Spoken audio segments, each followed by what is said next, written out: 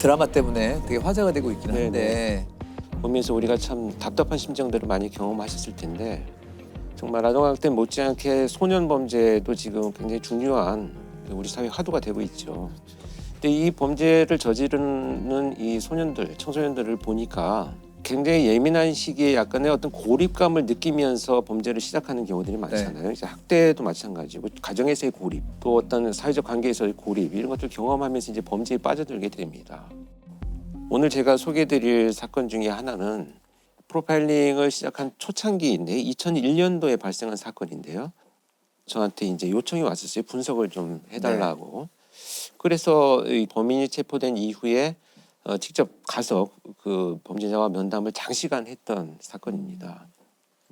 사건 내용을 이제 소개를 들어보면 이 아이의 부모는 24시간 운영하는 식당을 갖고 계셨어요. 그래서 열심히 일을 하시면서 그 아이가 둘이 있었는데 이제 14살 된 큰아들과 11살 된 둘째 아들이 집에서 생활을 하고 있었습니다. 그런데 이날 아버지가 집에 돌아와서 보니까 아이들이 집에 있어야 되는데 소리가 없어요. 그래서 작은 방에 문을 열어봤더니 이 11살 된 둘째 아이가 그냥 누워있는 상태에서 뒷머리를 강력한 둔기로 공격을 받아가지고 피가 그대로 고여있는 상태로 쓰러져 있는 거예요.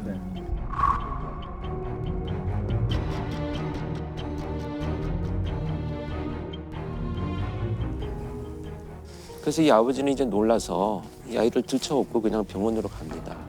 하는데 이미 사망을 한 거죠. 근데 사망한 시간이 꽤 된 거예요.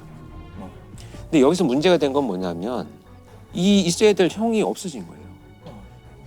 그러니까 이제 처음에 그 현장에 투입된 수사팀에서는 누군가 침입을 해가지고 둘째 아이를 살해하고 큰 아이를 유괴해 갔을 것이지 않겠느냐.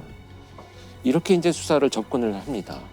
그런데 수사에 착수한 수사팀에서는 얼마 후에 바로 사라진 이 형을 강력한 용의자로 지목을 하고 그 수사를 전개를 합니다.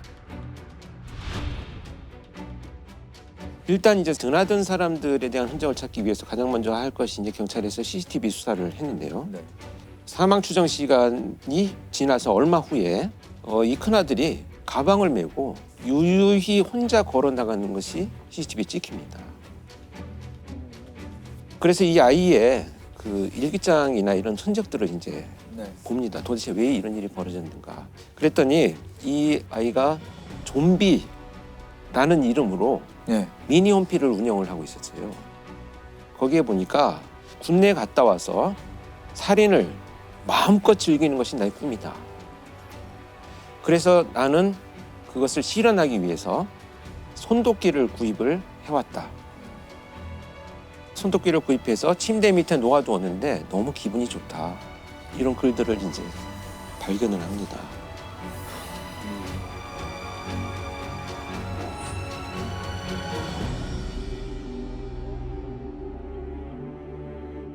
더군다나 이제 거기에서는 더 그 충격적인 것은 이제 가족하고 내가 더 이상 정이 들면 안 되겠다. 그게 그냥 아이들이 생각하는 중이병 차원을 넘어선 거 아닙니까? 완전히 넘어선 거죠. 이 정도는 사실 표교수 잘 알겠지만 이 정도의 사회적 분노라는 것은 보통 30대를 전후해야 그동안 쌓인 분노가 표출되는 정도인데 14살 아이가 이런 걸 쏘나도 그게 믿어지지가 않는 거죠. 그런데 사실 이런 흔적만 가지고 어떤 일이 있었다는 것을 우리가 판단하기는 굉장히 위험하죠.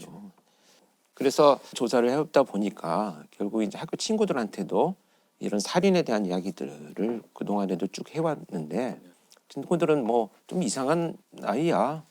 뭐 그냥 뭐 별종이야. 뭐 이 정도로 그냥. 그렇죠. 또 한 가지 충격적인 것은 장래희망에 살인업자라고 써놨었어요. 그래서 이 선생님은 이것을 간과하지는 않았어요. 그래서 부모한테 연락을 해가지고 아이가 좀 치료를 그걸 개입을 해야 되는 거죠. 그렇죠. 치료 받아야죠. 근데 이 부모님은 우린 너무 화목하고 원하는 걸 다 해주고 이렇게 지냈는데 정신과 치료를 받으라고 하니 이거 참 난감했던 거죠. 부모 입장에서 이해가 안 되는. 원인을 찾지도 못하겠고 이런 이제 상황이 동일됩니다. 그래서 이제 그 이런 흔적들을 찾고 시작을 하던 중에 배회하고 있는 아이를 이제 체포를 합니다. 그때 가방 속에 동생을 살해한 손도끼를 그대로 넣고 있었어요. 그 가방을 메고 있었던 거죠. 이렇게 해서 체포가 됩니다.